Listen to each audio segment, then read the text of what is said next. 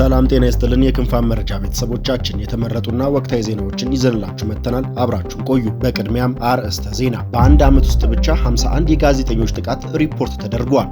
ኢትዮጵያ ዓለም አቀፍ የአየር ትርኢት ልታካሄድ ነው።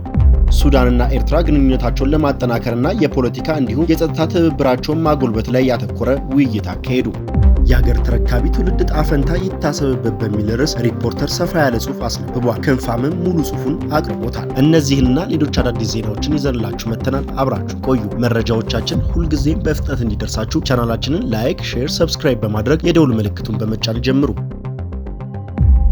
በአንድ ዓመት ውስጥ የ51 ጋዜጠኞች ጥቃቶች ሪፖርት ተደርገዋል። የኢትዮጵያ አርታኢ ማህበር ከአንድ ዓመት በፊት በዩኔስኮ ድጋፍ ባቋቋመው የጋዜጠኞች ደህንነት ፖርታል ወይም ኤስኦጂ ኢትዮጵያ ላይ እስካሁን የ51 ጥቃቶች ሪፖርት እንደተደረገም አስታውቋል። የመረጃ ፖርታሉ የተቋቋመው በጋዜጠኞች ላይ የሚደርሱ ሙያዊ ተጽዕኖዎችን፣ ክልከላዎችን፣ አፈናዎችን እንዲሁም በመንግስትም ሆነ በአሰሪዎች የሚፈጸሙ አካላዊና ስነልቦናዊ ጥቃት በበይነ መረብ አማካኝነት ሰብስቦ መፍትሄ ለማፈላለግ እንደሆነም ገልጸዋል። የማህበሩ ፕሮግራም አስተባባሪ ህልዳና እንዳል እንደገለጹት ፖርታሉ የተዘጋጀው የመገናኛ ብዙሃን ደህንነትና ነጻነትን ለማሻሻል ሲሆን በጋዜጠኞች ላይ የሚደርሱ አካላዊና ዲጂታላዊ ጥቃቶችን፣ ትንኮሳዎችን እንዲሁም ጾታዊ መሰረት ያደረጉ ጥቃቶችን ለመከላከል የታለመ ነው። በዚህም እስካሁን በጋዜጠኞች ላይ የተፈጸሙ አካላዊና ስነልቦናዊ የ51 ጥቃቶች ሪፖርት ሲደረግ በሴቶች ጋዜጠኞች ላይ የሚሰነዘሩ ማስፈራሪያዎችን አስመልክቶ 13 ሪፖርቶች መቅረባቸውንም ተናግረዋል። በተጨማሪም በእስር ላይ የሚገኙ ክስ የተመሰረተባቸው ጋዜጠኞችን አስመልክቶ 2 ሪፖርቶች እስካሁን መቅረባቸውንም ገልጸዋል። ፕሮግራም አስተባባሪዋ ጋዜጠኞች በራሳቸው ላይ የደረሰ ማንኛውም አይነት ጥቃት ወይም በሌላ ባልደረባቸው ላይ ሲደርስ የተመለከቱትን ክስ በፖርታሉ አማካኝነት ሪፖርት ያደርጋሉ። በሪፖርቱ መነሻነትም ክትትልና ምርመራ ይካሄዳልም ብለዋል። ፖርታሉ አገልግሎቱ በ3 ቋንቋዎች ማለትም በአማርኛ፣ በኦሮምኛና በእንግሊዝኛ የሚሰጥ ሲሆን በቀጣይም የፖርታሉን አገልግሎት ከኢንተርኔት ግንኙነት ውጪ እንዲሆን ጥረት እየተደረገ እንደሆነም ተገልጿል። ከቀረቡት 51 የጥቃት ጉዳዮች ምን ያህሉ ምርመራ ሂደት ላይ እንደሚገኙና ምን ያህሉ እልባት እንዳገኙ የማህበሩ ፕሮግራም አስተባባሪ ከመግለጽ ተቆጥበዋል። ኢትዮጵያ ዓለም አቀፍ የአየር ትርኢት ልታካሄድ ነው። ኢትዮጵያ የአየር ኃይል 9ኛ ዓመት የምስረታ በዓልን በማስመልከት ዓለም አቀፍ የአየር ትርኢት ልታካሄድ መሆኑ ተገለጸ። የአየር ኃይል ዋና አዛዥ ሌተናል ጀነራል ይልማ መርዳሳ በቅርቡ በዓለም ደረጃ ተወዳዳሪ የሆነ የአየር ትርኢት እናካሄዳለን ብለዋል። ትርኢቱ ከሁሉም የዓለም ክፍሎች የተውጣጡ የኢኖቬሽን ኤክስፐርቶች፣ ኢንጂነሮችና ፓይለቶች የሚሰባሰቡበት እንደሆነም ገልጸዋል። የአየር ትርኢቱ በመጪው ወር ጥር አጋማሽ ይካሄዳል ተብሎ እንደሚጠበቅ የስፑትኒክ መረጃ ያመላክታል።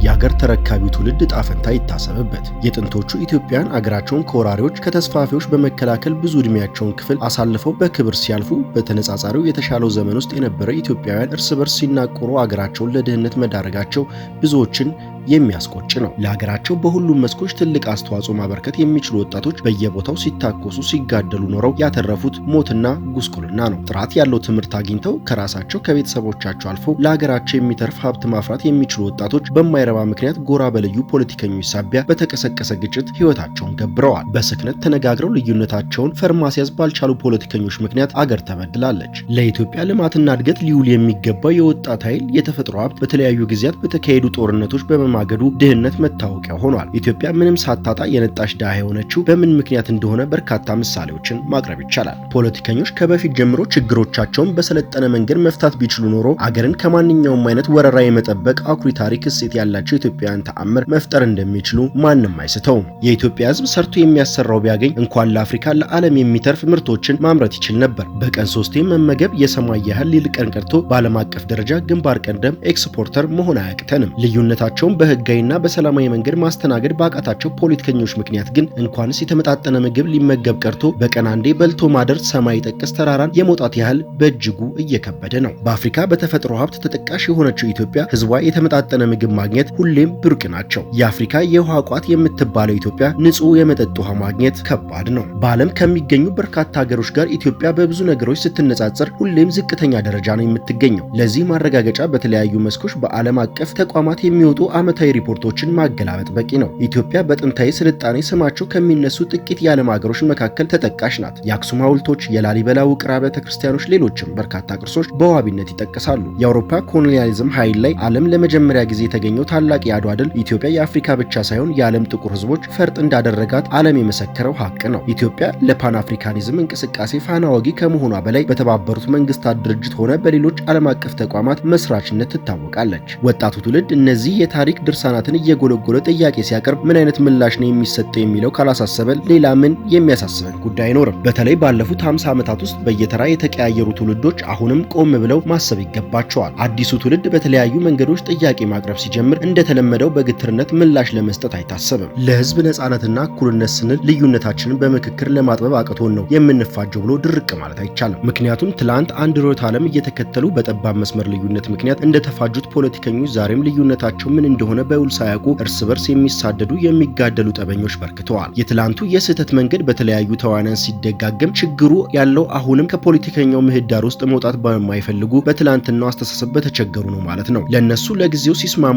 ሰላም ሲሰፍን፣ ሲጣሉ ደግሞ ወጣቶች የሚጋደሉበት ምክንያት መኖር የለበትም። ከትላንት አውዳሚ ስህተት መማር ይገባል። የሀገር ተረካቢ የሆነው አዲሱ ትውልድ ከግጭት ውስጥ መውጣት የማይፈልጉ ፖለቲከኞች ሰለባ መሆን የለበትም። ትውልድ መብትና ግዴታውን ተረድቶ በአግባቡ ህይወቱን የሚራመድበት ሁለገብ አሳታፊ ምህዳር ሊፈጠርለት ይገባል። በተቻለው መጠን በርትቶ ትምህርቱን መከታተል፣ የዘመኑን ቴክኖሎጂ ትሩፋቶች መጠቀም፣ ዓለም የደረሰበትን የእድገት ደረጃ ማጤን፣ ለሰብአዊነት ቅድሚያ መስጠት፣ ከአድሏዊና ከሌብነት ራሱን ማራቅ፣ በሞራልና በስነ ምግባር መታነጽና ልዩነቶችን በሰለጠነ መንገድ የማስተናገድ ጨዋነት መላበስ ከብዙ በጥቂቱ ሊረዳቸው የሚገቡ ተግባራቱ ናቸው። በተጨማሪም ለሀገር ብሔራዊ ደህንነትና ጥቅም ግንባር ቀደም ዘብ መሆን፣ ለዲሞክራሲና ለሰብአዊ መብቶች ጥብቅና መቆም፣ ለህግ የበላይነት መስፈርት አራያ መሆን የመሳሰሉት ተጠቃሽ ናቸው። ከስልጣን ከሚያገኘው ጥቅም በላይ አገር ስትከበር፣ የህዝብ ድምጽ ሲደመጥ፣ ለግጭትም ሆነ ለአውዳሚ ጦርነት የሚደረግ ሰበቦች በሙሉ ስፍራ እንደማይኖራቸው ይገነዘባል። ከስልጣን ከሚያገኘው ጥቅም በላይ አገር ስትከበር፣ የህዝብ ድምጽ ሲደመጥ፣ ከግጭትም ሆነ ለአውዳሚ ጦርነት የሚዳርጉ ሰበቦች በሙሉ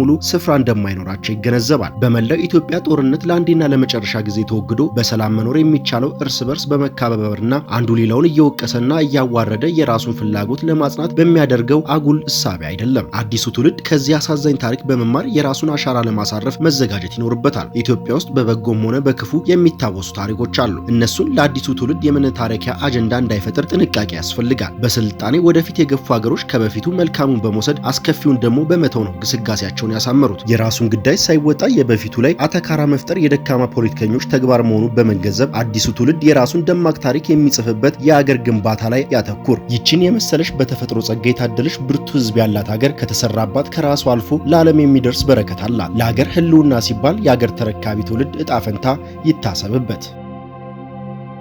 ሱዳንና ኤርትራ ግንኙነታቸውን ለማጠናከርና የፖለቲካ እንዲሁም የጸጥታ ትብብራቸውን ማጎልበት ላይ ያተኮረ ውይይት አካሄዱ። የሱዳን ሉዓላዊ ምክር ቤት ሊቀመንበር አብዱል ፈታህ አልቡርሃን ቅዳሜ ዕለት በምስራቃዊቷ የፖርት ሱዳን ከተማ ከኤርትራ ፕሬዝዳንት ኢሳያስ አፈወርቂ ጋር ተገናኝተው በሁለቱ ሀገራት መካከል የሁለትዮሽ ግንኙነቶችን ለማጠናከር እንዲሁም የፖለቲካና የጸጥታ ትብብር ለማሳደግ በሚቻልባቸው መንገዶች ላይ ተወያይተዋል። መሪዎቹ በውይይታቸው በቀጠናዊ ጉዳዮችና አካባቢያዊ መረጋጋት ለመደገፍ በሚቻልባቸው መንገዶች ላይ ሀሳብ ከመለወጣቸው በተጨማሪ የጸጥታ የኢኮኖሚና የንግድ ግንኙነትን ጨምሮ በተለያዩ ዘርፎች ላይ ትብብር ማጠናከር ላይ ትኩረት ማድረጋቸውን የሱዳን ዜና ወኪል ሱና ዘግበዋል። ሁለቱ መሪዎች በሱዳን ጦርና ፈጥኖ ደራሽ ኃይል መካከል ያለውን ቀጣይ ጦርነት ሳቢያ በሱዳን ያለውን የቅርብ ጊዜ ሁኔታ የገመገሙ ሲሆን ሰላምና አካባቢ ደህንነትን ለማረጋገጥ በሚረዱ መንገዶች ዙሪያ መወያየታቸው ዘገባው አመልክቷል። በዚህ ወቅት አልቡርሃን ሱዳን ከኤርትራ ጋር ያላትን ስትራቴጂካዊ ግንኙነት ለማሳደግና ያላትን ቁርጠኝነት አጽንኦት ሰጥተዋል። አስመራ የሱዳን አንድነትን ማረጋጋት አስመልክቶ ለምታደርገው ድጋፍም አድናቆታቸውን ችረዋል። አክለውም መንግስታቸው በሁሉም ዘርፎች ከኤርትራ ጋር ትብብሩን ለማጠናከር ቁርጠኛ መሆኑንም አጽንኦት ሰጥተዋል። አልቡርሃን በተጨማሪም የሁለቱን ህዝቦች ጥቅም የሚያስጠብቅና